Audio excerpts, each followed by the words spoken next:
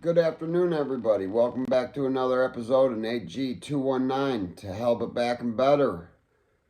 Hope everybody's having a great afternoon. It's Saturday, September 21st, going on about noon.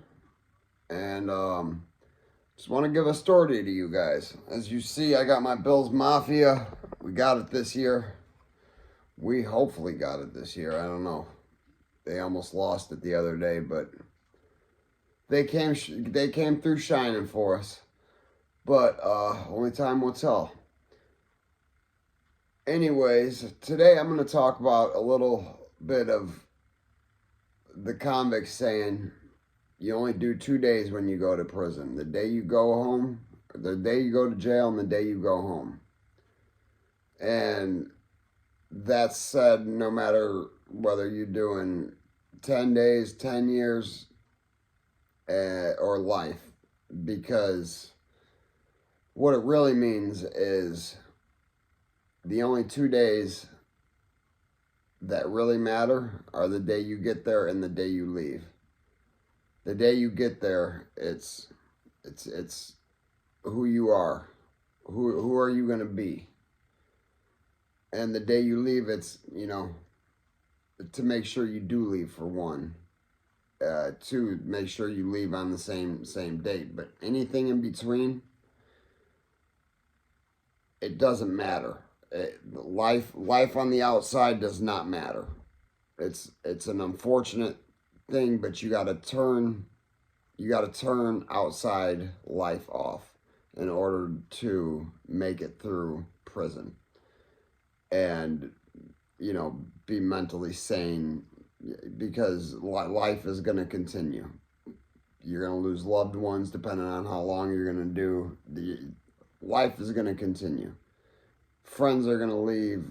Things are going to happen. And you're going to be sitting there in a can with no ability to do a thing about it. And it's because of the choices you've made. And being able to turn off the outside life is not an easy thing. It's not 100% possible depending on how long you're doing. No, I've met guys that have been down so long that they only know inside life, and outside life to them is out of reality because they don't want it. I know one that's been in since 77 and refuses to leave prison. And when he gets an opportunity to, he stabs somebody to catch a case, whatever the reason. He's been inside for 45 years or something now. It's been 77, 44 years. And I'm sure he's still there. I don't know his actual name. I only know his nickname, so I can't give you an update on him, unfortunately. I might be able to through my buddy Ariel, though. But turning off the outside life. Every day from the moment you wake up to the moment you go to sleep. And again, this is depending on where you go. But in Indiana State Prison and in Plainfield, but especially in Indiana State Prison, the second you woke up, you were in a war zone that didn't have guns. But there were knives. And I can guarantee that there were more knives than people. In the last 3 cells, I knew of 6 knives that I could get to within seconds. And that was just because the last 3 cells, all 3 of us were brothers. We knew where we had ours stashed.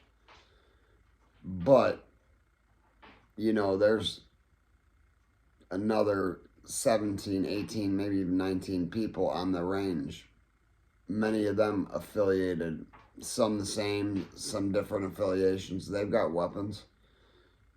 6 between 3 cells, that's 2 per person. I know for a fact that there were weapons stashed all along the railing, and a lot of the guards knew they were there and would just leave them alone. Unless the major shakedown crew, the E Squad, came in, most of the stuff was left alone. Unless it was blatantly obvious, and then they go through an extra search and get the weapons.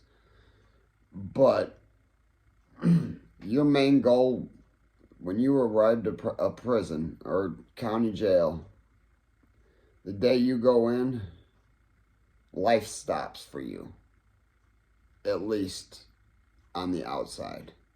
Your life is now the inside. That's why the only days that matter are the day you go in and the day you go home, because everything else inside is it can be good times. It's not likely going to be good times, but we're human beings. We make the best of bad situations. I had a lot of fun with a lot of guys, but I never lost in touch with the outside world. But I did shut it off. I mean, having to survive to get to that day home is an everyday feat. Because especially being in the short time or in the long time of prison, a lot of people will tell you they don't like people like us because we come in and go home. Sometimes they could be stuck in segregation the whole time. And, they see somebody come in, go home, come back, go home, come back again, and they could have been in the administrative segregation the whole time. I know a guy, Gangster Joe, 15 years. He had seen people repeatedly released, come back, released, come back. And they were never able to turn the outside world back on, because once you leave, what you take with you, it's so much. You want to turn it off, but you can't, because if you've spent any time, you're a changed person. All that time in between those 2 days has changed you, and the longer you do, the more you've changed. I'll tell you one thing. When I came home, I was so scared. I was so scared. I wish my mother was around to tell you, but she had to pull over the car because of an anxiety attack I was having. I was hysterically crying. I was on my way to meet my daughter for the first time since I'd been home. I hadn't seen her since about a week before I went away. The entire time I was gone, didn't get an opportunity to see her. And on the way to see her, to meet her, full-blown anxiety attack. I go into Walmart. I remember one point at Walmart, running out of Walmart because just overwhelming. And all I was doing was trying to buy a basic smartphone. I think it was the day I came home, and I had to leave, and I went outside and I threw up because of anxiety and an adrenaline. And it's because I wasn't ready to come home. They let me out early, like I've explained before on an early release program. They kind of forced it upon me, tricked me into, having to owe all sorts of money. But it still did get me home and let me spend 3 months with my mother before she passed away. So, but again, turning off the outside world. There are going to be things happening that can cost you your life at almost every second of every day. If there's anybody out of their cells, you can be gotten. If you're a target that somebody put a mark on you, there's ways to get gasoline, walk up to your cell, squirt you with some gas, boom, woof. It's like a big explosion. I'd never witnessed it, but I'd heard it happen a few different occasions in cells above me. And the guy that it was being done to was a child predator. His nickname was Goofy. He was a great artist, but again, he was a child predator, and long-term people that were that guy especially that was igniting the fires wanted to spend the rest of his life in segregation because people in population wanted to get to him. They wanted to They wanted to hurt him, kill him maybe. He was a skinhead, claimed to be a skinhead, maybe didn't know all the rules. I don't know the logistics of it. Wasn't part of any of my affiliations. I would have never affiliated myself with some scumbag group like that. But again, every morning, the second your eyes open, it's survival mode. It's you will survive by any means necessary, as long as you're cut like that, because not everybody's cut like that. Some people, check out, go to protective custody, which isn't always safe. People have been gotten in protective custody. And another frightening one is the fact that many guys have a handcuff key, especially when you're in segregation, because everywhere you go, you get cuffed up. And there's a certain guy that was known for undoing his cuffs in a matter of a second, just quickly, and would attack somebody while he was being walked to the recreation cages. He was just known for it.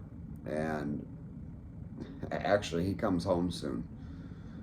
It's kind of frightening, because he loves to stab people. He'll describe the feeling of how great it feels to stab somebody to you. Pushing that knife isn't a great feeling. Getting put into a corner to where you would have to push that knife or fight into you or him, and you could be less than a year out that door, but now you might be forced to take that man's life. If you have not turned off the outside world, or at least let it go for now, you're going to be in a world of hurt, because that man's concentration is to do whatever he's going to do. Either stab you, violate you in a sexual manner, rob you, whatever it may be. That's happening in between those 2 days. And you can't just call home and say, hey, Mom, I need help. You can't just go to the guard and say, hey, yo, I need help, because a majority of the guards would not only not help you, they would out you for being a rat. I'd seen it happen numerous times. There's just so much that goes on behind the wall of a prison, Indiana State Prison, for sure. Can't speak for every prison, but from the sounds of things, I watch 23-and-1 a lot. Shout out to you, Josh. Hopefully you see one of my videos one day. Same with you, Jay. Watch you a lot. And Chad, of course, I watch you. You've helped me, shared a few videos. That's Blood on the Razor Wires. Chad Marks, great channel.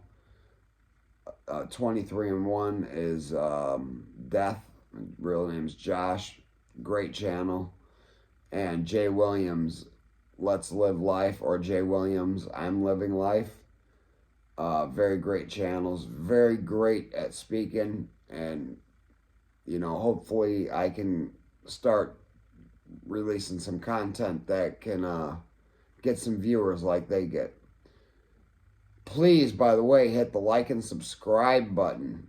I'm trying to get up to 1,000 subscribers. I'm only at 195 or something. I'm almost 20% of the way there to being able to be monetized, paid for advertisements, whatever, I'm not sure.